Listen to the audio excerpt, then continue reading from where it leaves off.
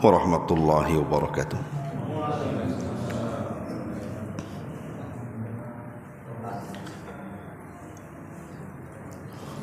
Alhamdulillah wassalatu wassalamu ala Rasulillah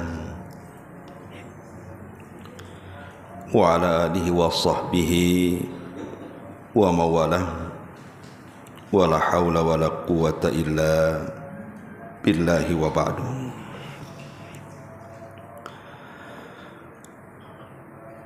Alhamdulillah, segala puja dan puji hanya milik Allah subhanahu wa ta'ala. Salat dan juga salam tetap kita hadiahkan kepada Rasul kita, qudwah kita, uswah kita, Rasul kita Muhammad sallallahu alaihi wa ala alihi wasallam. Hadirin dan hadirat yang dimuliakan Allah subhanahu wa ta'ala, alhamdulillah di subuh kali ini setelah melaksanakan kewajiban Allah subhanahu wa ta'ala, salat yang paling berat dilakukan orang-orang munafik, kembali kita bisa duduk untuk bertalabul ilmi. Dan pembahasan di subuh ini kita akan membahas tentang orang-orang yang salat dan puasa mereka tidak diterima oleh Allah subhanahu wa ta'ala. Siapakah mereka? Kenapa penting sekali pembahasan ini? Karena kita tahu bahwa kedudukan salat itu dalam Islam sebagai tonggak daripada agama, dan puasa adalah satu dari rukun-rukun Islam. Artinya kalau kita kemudian melakukan dua ibadah mulia ini, kemudian hanya menggugurkan kewajiban tapi tidak mendapatkan pahala, tentu sebuah kerugian. Nah, di sini ada beberapa amalan yang menjadikan ibadah wajib, bahkan ibadah sunnahnya tertolak. Apa saja perkara-perkara ini? Ini dirangkum dalam sebuah hadis dari Abi Umamah radhiyallahu anhu yang dikeluarkan oleh Imam Ibnu Abi Asim dalam kitabnya As-Sunnah dengan sanad yang hasan. Nabi SAW mengatakan salasun atau salasatun la yakbalullahu minhum sarfan wala adla, akun wa mannanun wa mukadzibun bil qadari. Tiga kelompok yang tidak akan diterima ibadah wajib dan ibadah sunnahnya. Pertama, orang yang durhaka dengan orang tua. Yang kedua, orang yang menyebut-nyebut pemberian.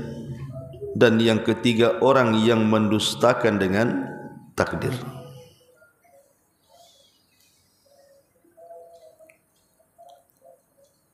Ma'asyiral muslimin yang dimuliakan Allah Azza wa Jalla, di sini ada 3 poin.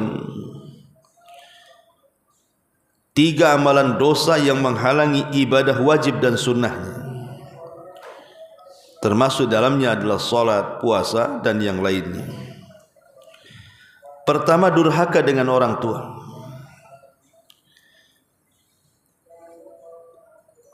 Abdullah bin Abbas radhiyallahu anhuma pernah ditanya, apa itu uququl walidain? Apa itu uququl walidain? Seperti apa anak dianggap durhaka kepada orang tua? Maka Abdullah bin Abbas radhiyallahu anhuma mengatakan dan mencontohkan. Beliau tidak menyebutkan definisinya, tapi beliau menyebutkan contohnya. Dia mengatakan bahwa apabila kita sedang mengebut baju kita, menghempas baju kita. Kemudian dalam baju kita ini ada debu, dan debunya ini melayang ke muka ibu kita atau bapak kita, maka anda telah melakukan uquq, katanya, telah melakukan kedurhakaan. Hanya mengebutkan entah kain entah apa gitu kan, rupanya di kain atau di baju kita ini ada debunya. Tanpa sadar kemudian debu itu menghampas pula ke muka orang tua kita. Kata Abdullah ibn Abbas, dia menganggap ini bagian daripada uququl walidain. Artinya, padahal perkara-perkara seperti itu kan mungkin dianggap biasa. Kadang kita ngebut sesuatu di rumah kan, ada orang tua di situ. Tapi Ibnu Abbas memandang perkara yang seperti ini saja sudah dianggap uququl walidain. Apalagi lebih daripada ini, seperti membentak atau menyakiti dengan fisik atau mempermainkan perasaannya. Dan di zaman sekarang uququl walidain itu luar biasa. Persis yang disabdakan Nabi SAW, antalidal amatu rabbataha. Ketika seorang budak melahirkan tuannya, ketika menyebutkan tanda-tanda kiamat. Dan sebagian para ulama hadis mengatakan bahwa kalimat antalidal amatu rabbataha itu maksudnya adalah munculnya anak-anak durhaka kepada orang tuanya. Bahkan yang tidak terpikirkan di zaman Rasul ada di zaman sekarang, seperti anak membunuh orang tuanya. Ini zaman dulu jarang kita dengar, tapi hari ini subhanallah ya, banyak sekali anak-anak yang kemudian membunuh orang tuanya dengan cara sadis, bahkan dengan alasan yang tidak masuk di akal. Dan itu bagian daripada uququl walidain. Kemudian yang kedua, mannan. Mannan ini mengungkit-ungkit pemberian. Dan Allah Subhanahu wa taala berfirman, wala tub ya ayyuhalladzina amanu la tubtilu shadaqatikum bil manni wal adha. Wahai orang-orang yang beriman, janganlah kalian batalkan pahala sedekah kalian dengan mengungkit-ungkit ataupun menyakiti orang yang diberi. Artinya kalau seandainya kita tidak bisa memberi, jangan menyakiti. Atau kita bisa memberi, jangan pula disertakan dengan menyakiti. Makanya Al-Quran mengatakan, qaulun ma'rufun khairun min sadaqatin yatba'uha adha. Ucapan yang baik itu, ucapan yang indah, itu masih lebih baik daripada anda bersedekah tapi menyakiti orang yang anda sedekahi. Umpamanya ada orang datang ke rumah, nampak bawa proposal, kemudian kita tidak bisa bersedekah kepada orang yang bawa proposal itu, entah proposal apalah, yang jelas bukan proposal pembangunan Masjid Al-Mansuro saja lah. Oh ya, dia datang-datang gitu kan. Biasanya kan banyak sekarang di masyarakat, entah apa-apa yang bawa proposal tuh, kenal pun tidak kita kan.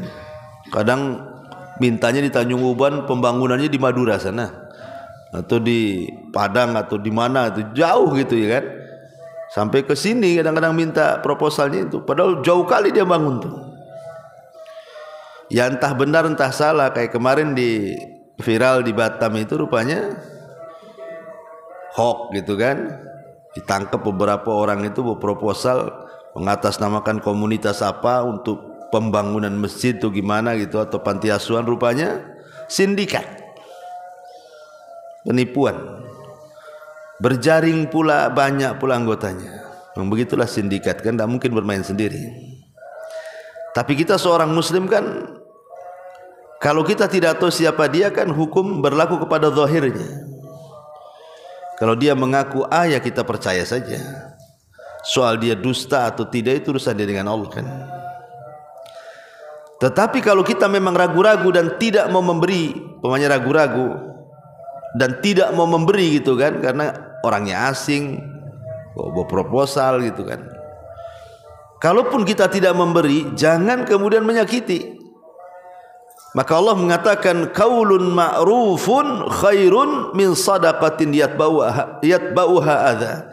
Ucapan yang indah itu lebih baik dibandingkan sedekah yang menyakiti. Ya kita katakan dengan santun. Ya kalau kita tidak memberi ya minimal ya kasih minuman, kasih makan. Maaf ya saya belum bisa ngasih sedekah, tapi kan enak gitu bahasanya. Daripada nyakiti. Nih saya kasih 100.000 sampai kiamat kau jangan datang lagi ya. Umpamanya gitu. Kan itu nyakiti orang gitu kan. Jadi intinya bahwa manan menyebut-nyebut pemberian itu adalah satu dosa yang menyebabkan amalan wajib dan sunnahnya tertolak. Naudzubillah. Kemudian yang nomor 3, wa mukadzabun bil qadar. Orang yang mendustakan takdir. Di zaman Abdullah ibn Umar radhiyallahu anhuma atau di zaman para sahabat, di Basrah itu ada seorang yang bernama Ma'bad al-Juhani. Ma'bad al-Juhani inilah yang mengasas kelompok Qadariyah. Dan Qadariyah ini disyaratkan oleh Nabi SAW semasa hidupnya, al-Qadariyatu majusi hadil ummah. Qadariyah itu atau kelompok Qadariyah itu majusinya umat ini. Ada isyarat di zaman Rasul, tapi kemunculannya baru setelah Rasul meninggal. Muncullah orang-orang yang disebut dengan aliran Qadariyah. Dan itu terletak di Basrah, di Baghdad sana. Jadi ada orang-orang Basrah itu datang menemui Abdullah ibn Umar radhiyallahu anhu dan mengatakan, wahai Ibnu Umar, di tempat kami di Basrah sana ada seseorang alim, maksudnya Ma'bad al-Juhani, itu ramai orang belajar sama dia. Masalahnya ada yang mengganjal dari fatwa mereka. Ketika mereka bicara tentang qadar, mereka mengatakan innal amra unufun. Sesungguhnya perkara itu dimulai dari unuf, dimulai dari awalnya. Perkara itu semua baru. Maksudnya semua baru itu Allah Subhanahu wa taala tidak akan mengetahui sebuah peristiwa kalau belum terjadi. Allah itu hanya mengetahui peristiwa yang telah terjadi atau yang sedang terjadi. Tapi kalau belum terjadi Allah tidak tahu. Pamannya kita mau akan melakukan sesuatu itu Allah tidak tahu. Sampai kita melakukannya, oh baru Allah tahu. Itulah orang-orang Qadariyah itu mengingkari ilmu Allah. Kalau kita ahli sunnah wal jamaah meyakini Allah itu maha tahu yang telah, yang sedang, dan yang akan datang. Bahkan Allah maha tahu sesuatu yang mustahil terjadi, kalau terjadi Allah tahu. Bukan hanya sekedar mengetahui yang telah, yang sedang, yang akan datang saja. Sesuatu yang mustahil terjadi, kalau terjadi saja Allah tahu. Seperti contohnya apa? Contohnya firman Allah Subhanahu wa taala, di mana Allah Subhanahu wa taala mengatakan, "Lau rudduhu la'adu lima nuhu anhu." Kalau seandainya orang-orang kafir yang masuk neraka itu dikembalikan ke dunia, niscaya mereka kafir lagi. Seandainya orang-orang kafir yang masuk neraka itu dibalikan lagi ke dunia, pasti mereka balik kafir lagi. Inilah jawaban bagi pertanyaan, kok orang kafir hidup sebentar di dunia, kok masuk neraka, kok dikekalkan di dalamnya ya? Kasihan kali.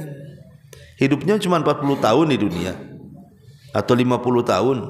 Tapi kalau di akhirat masuk neraka enggak keluar lagi. Mana keadilannya? Bukankah masuk neraka itu dimasukkan karena keadilan, dan masuk surga itu dimasukkan karena kasih sayang? Mana adilnya di sini katanya? Ya kalau umpamanya 40 tahun kufur, yang 40 tahun aja di neraka, kan begitu kalau adil-adilan itu. Tapi Allah itu maha tahu.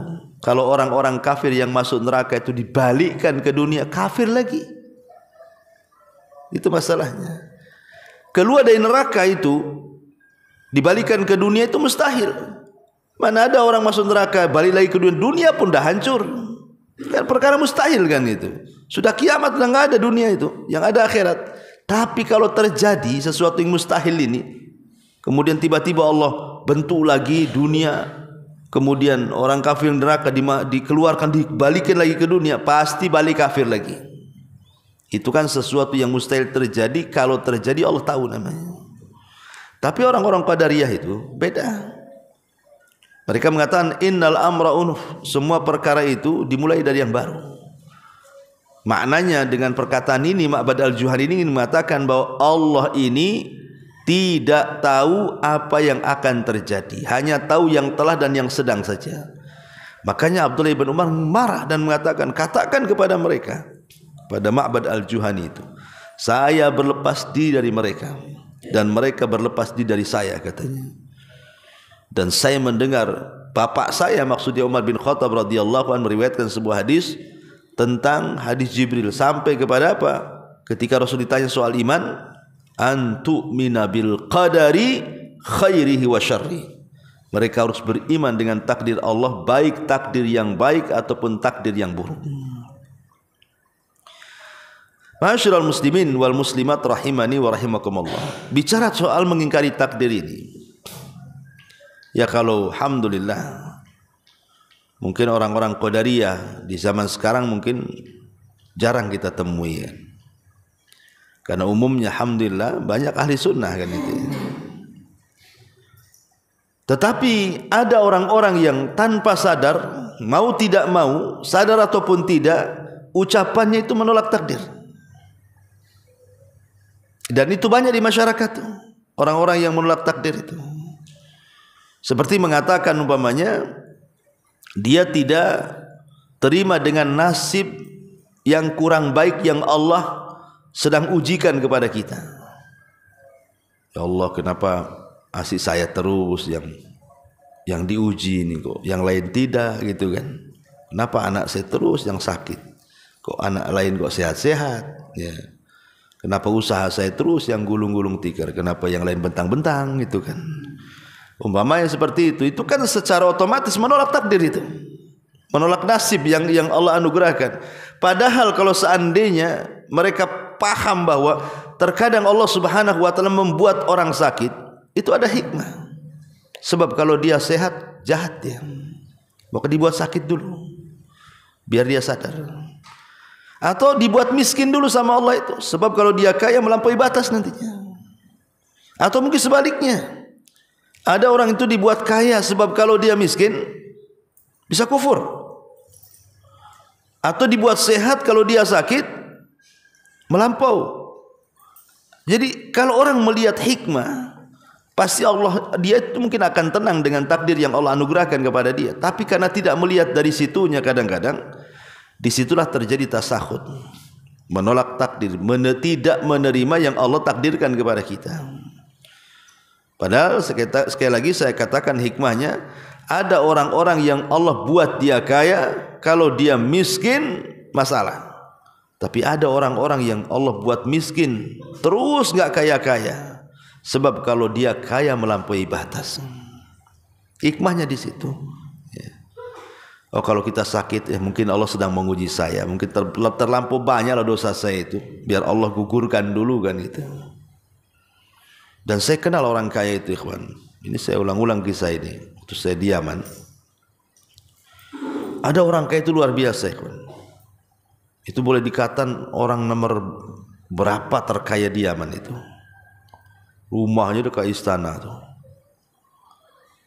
Tapi luar biasa, itu yang orang kaya itu dikenal ahli puasa.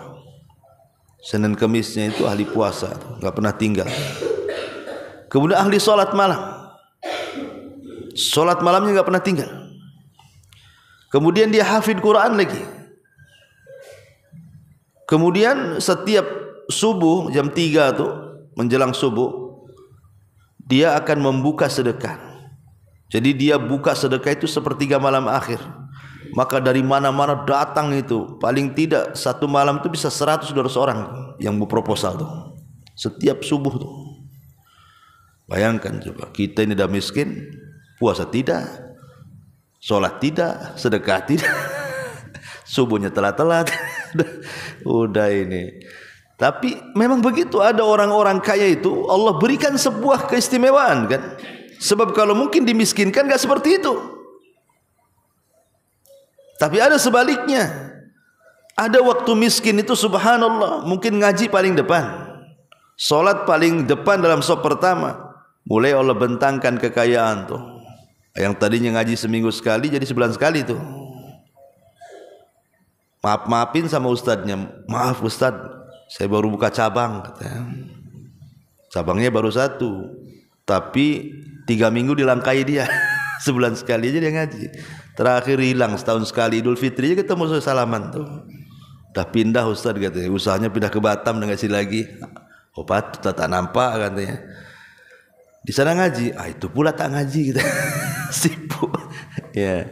Jadi ada orang-orang itu waktu miskin memang Allah berikan kebaikan. Bisa ngaji, sholat 5 waktu, banyaklah peluang-peluang dia untuk menambah pahala itu.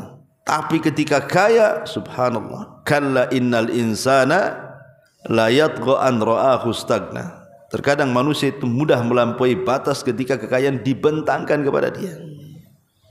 Jadi ada orang-orang yang mukadzabun bil qadar.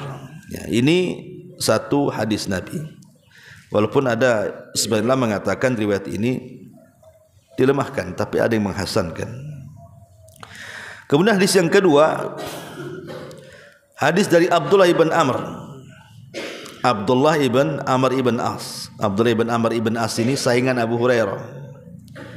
Kalau Abu Hurairah menghafal, kalau Abdullah ibn Amr ibn As ini menulis. Makanya apa kata Abu Hurairah? Tidak ada satu sahabat yang paling banyak hafalannya kecuali aku, melainkan Abdullah ibn Amr, karena dia mencatat, aku menghafal katanya. Jadi saingan Abu Hurairah, cuman dia lebih mencatat hadis Nabi. Kalau Abu Hurairah kan menghafal. Karena di zaman itu hafalan hadis itu ada 2, dhabtus sadri wa dhabtul kitabah. Ada yang diletakkan di dada, ada yang diletakkan dalam catatan. Tapi yang meletakkan di dada lebih banyak dibandingkan yang meletakkan di catatan.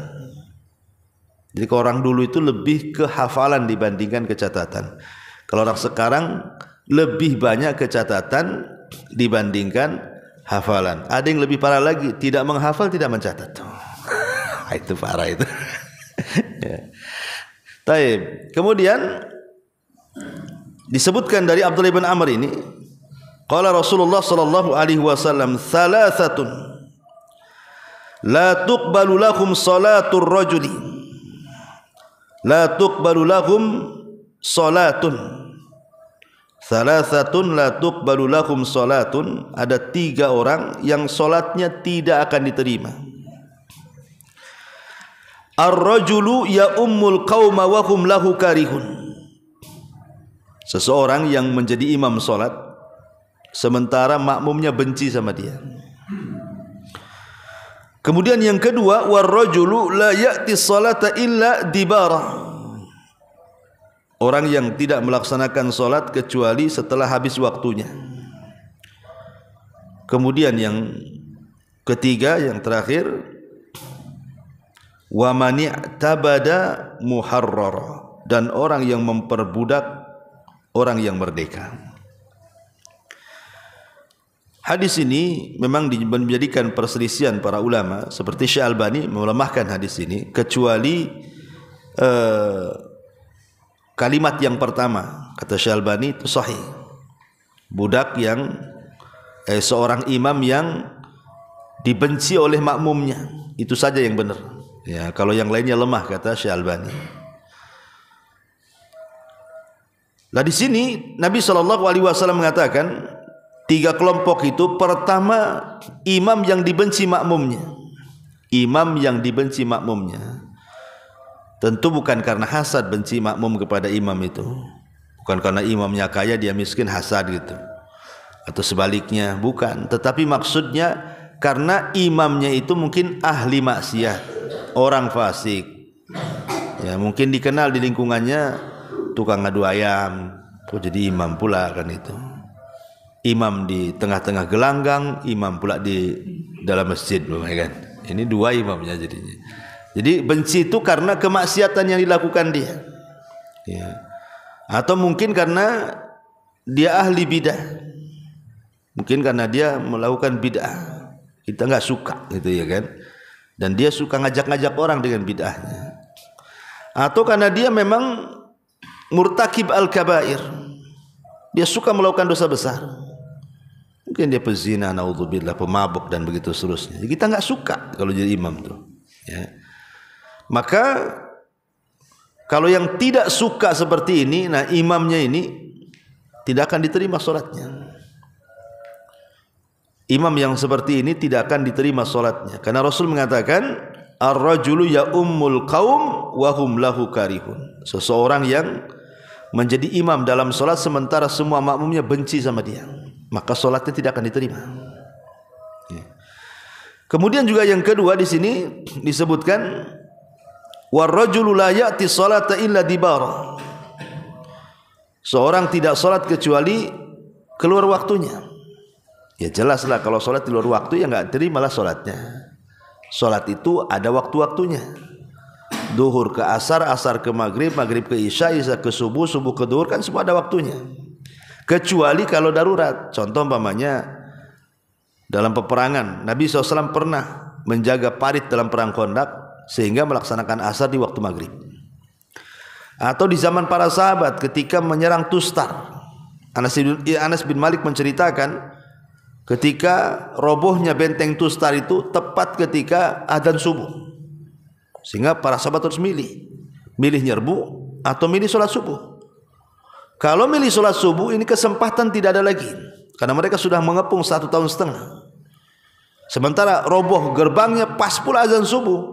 Akhirnya para sahabat mengatakan, kita sudah lelah 1,5 tahun mengepung gerbang ini, masa ketika roboh kita malah ditinggal sholat, kan itu ya. Akhirnya kemudian mereka beristihad, serang dulu musuh, baru kita sholat, katanya. Akhirnya diserang musuh, rupanya Allah takdirkan agak lama, sampai takluknya musuh itu setelah terbit matahari. Artinya keluar waktunya tuh.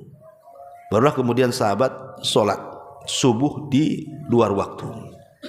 Disitulah Anas bin Malik kalau diingatkan dengan perang Tustar itu menangis dan mengatakan, aku menangis bukan karena aku menang dalam peperangan itu bersama para sahabat, tapi aku menangis karena seumur-umur aku tidak pernah meninggalkan sholat subuh jamaah, kecuali itu, bukan nggak berjamaah lagi, di luar waktu lagi.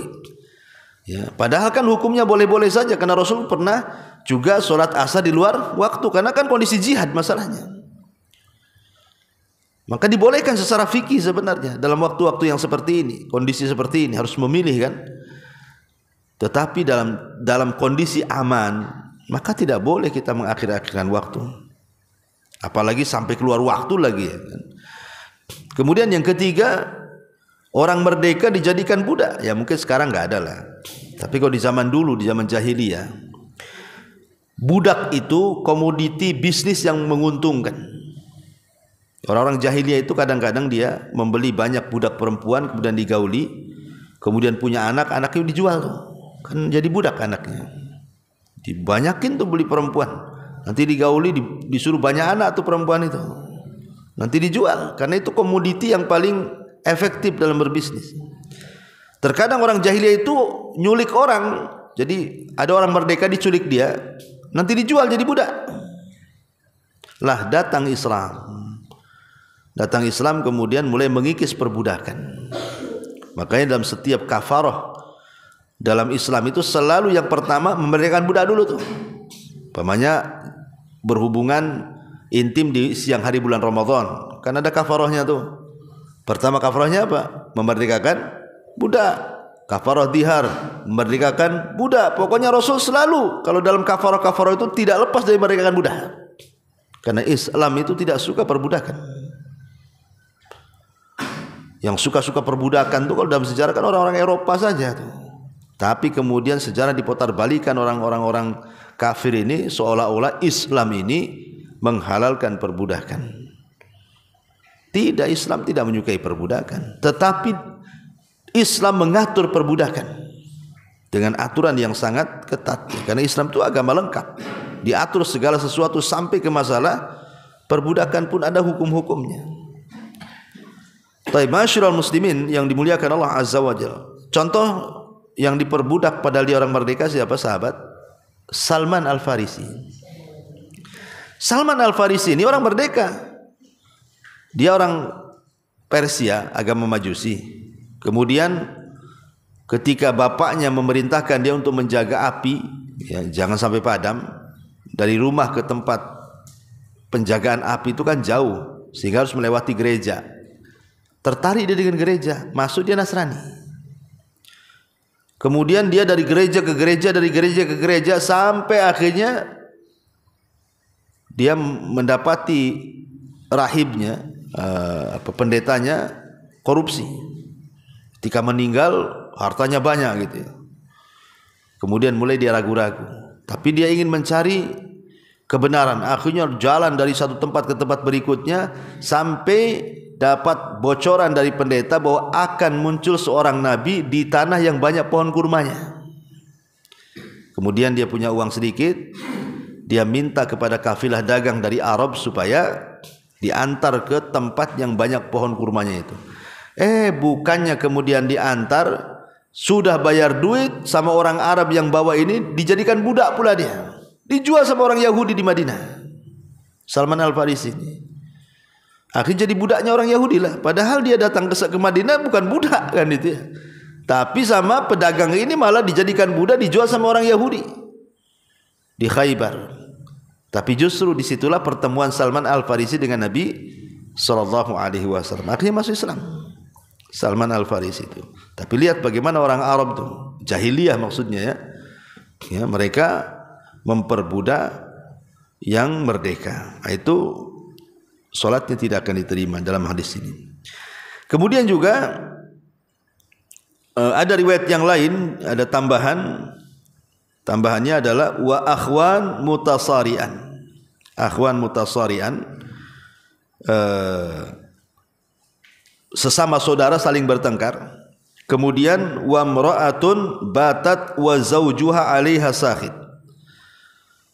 Seorang suami, kemudian seorang istri yang tidur sementara suaminya sedang emosi. Mungkin suaminya minta jatah, istri nggak ngasih. Akhirnya dongkol suaminya. Istrinya ngorok, suaminya terpikir aja sampai subuh tak tidur. Nah itu juga wanita yang seperti ini tidak akan diterima sholatnya. Ya, dengar ibu-ibu ya. Kalau suami minta kasih, ya, karena lihat ancamannya di sini. Nabi SAW mengatakan salasatun la tartafi'u sholatuhum fawqa ru'usihim. Ada 3 kelompok yang solatnya tidak akan diangkat di atas kepala mereka satu jengkal. Satu jengkal pun tidak akan diangkat. Apalagi sampai ke langit gitu ya. Salah satunya adalah tadi imam yang dibenci makmumnya, kemudian 2 orang yang bersaudara selalu bertengkar, termasuk juga seorang wanita yang tertidur di malam hari sementara suaminya emosi karena jatahnya tidak dikasih. Karena begini ya, ini nasihat kepada ibu-ibu ya. Kalau memang ada halangan seperti haid ataupun nifas atau sakit parah gitu ya, ya wajar menolak gitu ya. Tapi kalau tidak ada halangan kemudian menolak hanya karena capek, lelah, letih, nggak ada mood atau gimana, maka itu bukan alasan. Sebab kalau suami cari makan bu, itu bisa beli. Suami cari pakaian bisa beli di mall. Tapi khusus pelayanan ini tidak bisa beli kecuali ke lokalisasi. Dan ini masuknya ke perzinahan. Sehingga tujuan suami menikah dengan seorang wanita itu kan salah satunya iffah. Iffah itu menjaga kehormatan supaya jangan berzina.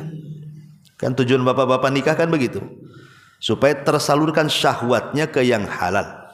Itu tujuan kita laki-laki menikah kan begitu. Tiba-tiba ketika syahwat yang hendak disalurkan itu tiba-tiba ditolak. Berarti kan sudah tidak dapat tujuan pernikahan. Apa kemudian antum harus lari ke tempat lain? Membayar wanita-wanita pelacur? Mustahil, haram. Ya. Kalau makan bisa dibayar, COD. Ya kan? Marketplace banyak kan gitu ya. Tokopedia macam bisa beli kan. Tapi khusus urusan ranjang ini nggak bisa dibeli. Mau beli kemana? Ya, barangnya ada di rumah. Jadi yang seperti itu harus dipahami bahwa seorang laki-laki tidak bisa ditolak karena itu justru pahalanya di situ. Kalau ibu menolak itu justru dalam Islam disebut nusus. Nusus itulah menjadikan suami boleh tidak memberikan nafkah. Antum kalau ditolak sama istri, 1 hari itu jangan dikasih jajan. 2 hari tadi kasih, 2 hari tak kasih jajan. 3 hari, sebulan jangan dikasih nafkah. Ya, karena itu nusus. Kalau dia menolak, jangan dikasih nafkah. Kelaparan, biarin aja. Ya. Taib. Kemudian di antara orang-orang yang juga ditolak kita karena waktu juga kita baca secara singkat aja. Orang yang melakukan kezaliman di kota Madinah dan menakut-nakuti penduduknya. Ini tidak akan diterima amalan wajib dan sunnahnya. Ataupun orang yang mendatangkan kebid'ahan di kota Madinah dan melindunginya. Ini juga masuk dalam kategori tidak akan diterima amalan wajib dan sunnahnya. Kemudian juga orang yang manintasaba ila ghairi abi, ngaku-ngaku nasabnya orang padahal bukan. Dan ini banyak di masyarakat yang ngaku-ngaku nasab, namanya ngaku-ngaku keturunan Nabi padahal dia tidak punya nasab yang benar. Ya, padahal kalau kita tahu bahwa nasab-nasab ke Nabi itu kan jelas tuh ada badan khususnya, namanya badan nasab, ya kan? Kalau tidak masuk di badan itu, kemudian dia menyambung-nyambungkan nasab, nah itu namanya menasabkan kepada yang bukan bapaknya. Atau antum contoh yang lain, ngangkat anak, tiba-tiba bapaknya lain, tapi nasabnya ke antum yang menjadi bapak angkatnya. Kan banyak tuh di masyarakat kan, ngangkat anak dari bayi karena kadong sayang, nanti boleh jadi mungkin nanti bertabrakan di kakak, di ini, di itu, macam-macam. Akhirnya nasabnya dinasabkan ke bapak angkatnya. Tak boleh. Kenapa orang yang seperti ini dalam riwayat itu sampai dilaknat tuh? Karena nanti kalau seandainya nasab ini sembarangan dinasab-nasabkan kepada orang, itu konsekuensinya berat. Pertama bicara soal mahram.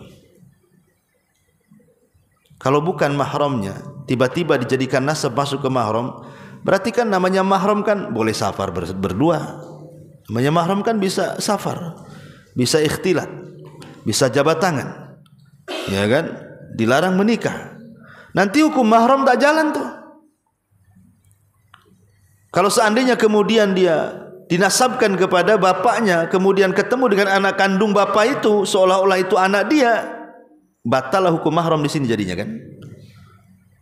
Berarti dia tidak menyadari bahwa dia itu sebenarnya bukan mahramnya, tapi seolah-olah dia mahram, akhirnya menghalalkan semuanya.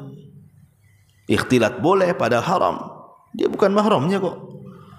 Ya, kemudian juga safar bersama nggak boleh. Kemudian sentuhan, salaman nggak boleh kan itu. Tapi karena merasa sudah dinasabkan ke bapaknya seolah-olah sama dengan anak kandungnya, akhirnya batallah hukum mahramnya di situ. Waris, anak angkat gak dapat waris, tapi karena sudah dinasabkan ke bapaknya binnya, akhirnya kan secara zahir mewarisi kan, padahal dia bukan ahli waris, anak angkat itu. Jadi jatuh mahramnya, jatuh perwaliannya, jatuh warisannya, dan begitu seterusnya. Jadi konsekuensinya panjang tuh kalau orang menasab-nasabkan kepada yang bukan bapaknya itu, atau menasabkan ke yang bukan kampungnya, kepada bukan kabilahnya. Ya, nah, seperti itu. Ya, jadi nggak boleh. Kemudian juga man qatala mu'minan fagtabata biqatlihi, orang yang membunuh seorang mukmin dan dia senang dalam membunuhnya, senang, puas gitu ya. Makanya dalam urusan waris biasanya saudara dengan saudara, urusan waris artinya bunuh-bunuhan, kayaknya puas sekali tuh bunuh saudaranya tuh. Nah, ini tidak diterima amalan wajib dan amalan sunnahnya.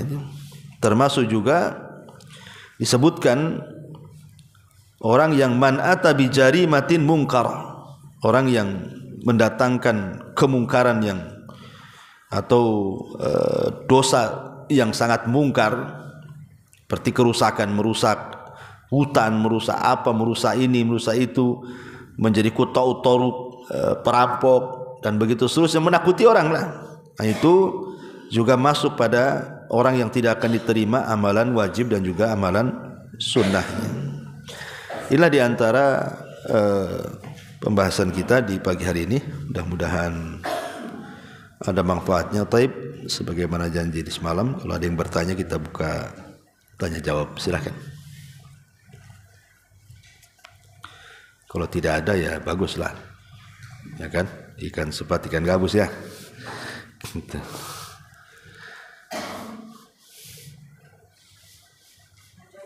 Ya.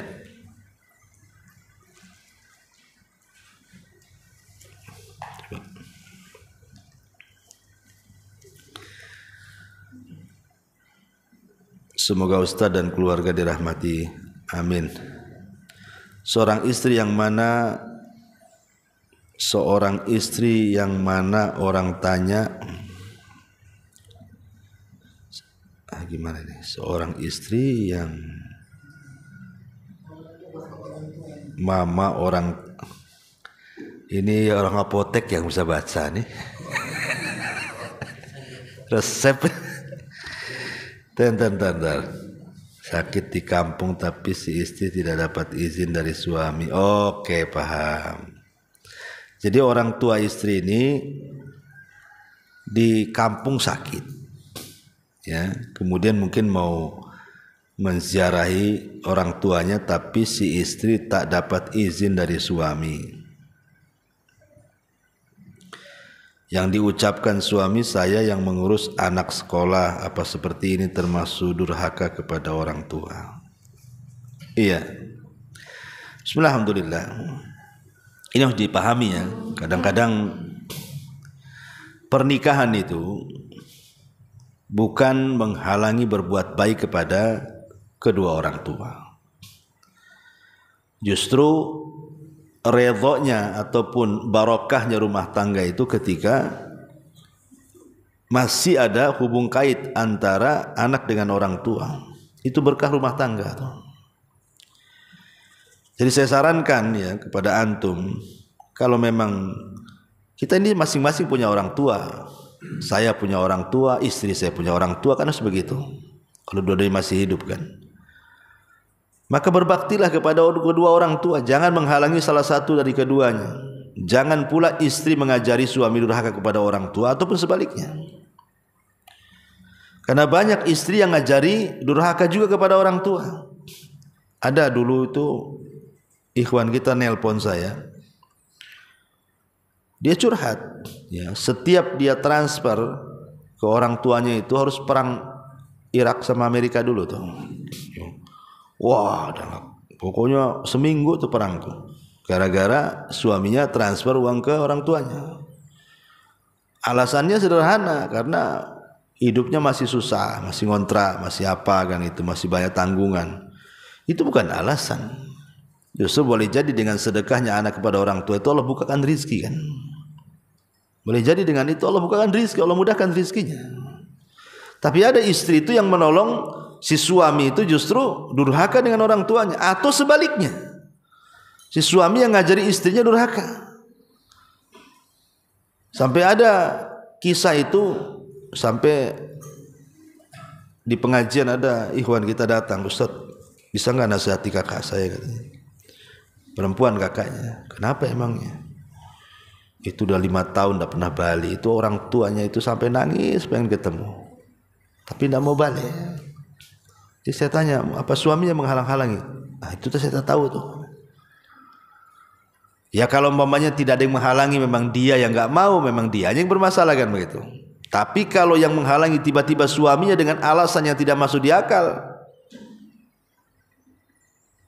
kan bisa di waktu-waktu libur. Kalau memang alasannya, ajak semuanya lah. Ayo kita ke kampung kamu gantian kan itu. Sehingga si istri dekat dengan keluarganya dan si suami juga tidak durhaka dengan keluarganya. Karena tujuan pernikahan itu lita'arafu kan, supaya saling mengenal sebenarnya. Tujuan nikah itu bukan kita dengan istri kita saja, tapi menggabungkan dua keluarga. Ya, inna khalaqnakum min dzakarin wa untha wa ja'alnakum syu'uban wa qabaila lita'arafu. Saling kenal. Ini enggak, dari mulai nikah antum pisah dengan orang tua, enggak kenal sama orang tua istri. Kenalnya di telepon saja. Tapi enggak akrab. Ya. Nah, enggak seperti itu caranya kan? Maka tidak benar kalau bisa ya suami ngasih izin. Tetapi ya lihat kondisi juga. Kalau bisa sih sama-sama lah pulang. Apalagi jarak tempuh yang ditempuh itu kan membutuhkan mahram. Kan nggak mungkin istri berangkat sendiri kan tanpa mahram. Harus ada mahramnya. Kecuali kalau satu daerah masih wilayah Kepri gitu kan, mamanya Tanjung Pinang dengan Tanjung Uban ini kan bukan masafah safar kan, bukan jarak safar yang harus dikosor. Kalau puasa boleh batal kan nggak, lain kalau ke Batam mungkin kan, itu dianggap safar. Tapi kalau Pinang Uban nggak lah kan, jalan darat kan. Kalau jaraknya bukan jarak safar, nggak perlu pakai mahram. Yang penting aman di jalan. Tapi kalau sudah jarak safar itu tidak bisa safar sendirian. Safar sendirian. Itu memang ajaran Islam seperti itu. Ada juga yang tanya, dia seorang akhwat tuh PNS. Dan biasanya PNS nih suka kesana kemari kan itu ya kan, kadang-kadang itu kalau bagian-bagian tertentu kadang studi banding kesana kemari gitu ya. Kadang-kadang main berangkat aja dengan kawan-kawannya. Nah, ini tidak boleh, ya harusnya bawa suaminya lah. Jadi hal-hal yang seperti ini, kenapa kemudian akhirnya banyak perselingkuhan, banyak ini, banyak itu? Ya karena melanggar syariat itu tadi. Kemarin saya di WA itu, Ustadz, gimana hukumnya saya ikut reuni anak tahun 90-an itu apa itu? Pokoknya dia reuni anak SD lah. Kelas 6 tahun 90-an itu atau berapa gitu. Istrinya nggak ngizinin. Nggak boleh istrinya. Marah suaminya.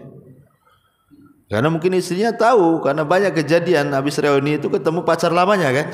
Itu kan banyak tuh. Banyak selingkuh-selingkuh gara-gara reuni itu. Ya, mungkin dulu waktu SD-nya culun-culun kok udah ganteng pula sekarang kan. Terus sebaliknya gitu kan, jadi pengusaha. Kan banyak yang seperti itu. Padahal dia ngaji. Saya bilang betul lah istri antum tuh. Nggak usah ikut. Apa faedahnya reuni di situ? Antum mau ceramah di situ diundang. Kalau hanya makan-makan nggak ada faedahnya apa? Kalau mau bawa keluarga, saya bilang kan. Bawa anak istri antum, kenal kan? Bahwa antum sudah nikah. Ini sengaja pula berpura-pura bujangan antum situ kan. Ini kan masalah. Jadi ada juga yang gatal lah bahasa saya ini. Oh, Ikhwan gatal juga rupanya. Subhanallah, bukan orang awam aja, ikhwan dan ngaji pun masih juga gitu. Wallahu a'lam. Cukuplah. Subhanallah bihamdika asyhadu an la ilaha illa anta astaghfiruka wa atubu ilaik. Wallahu ta'ala. Assalamualaikum warahmatullahi wabarakatuh.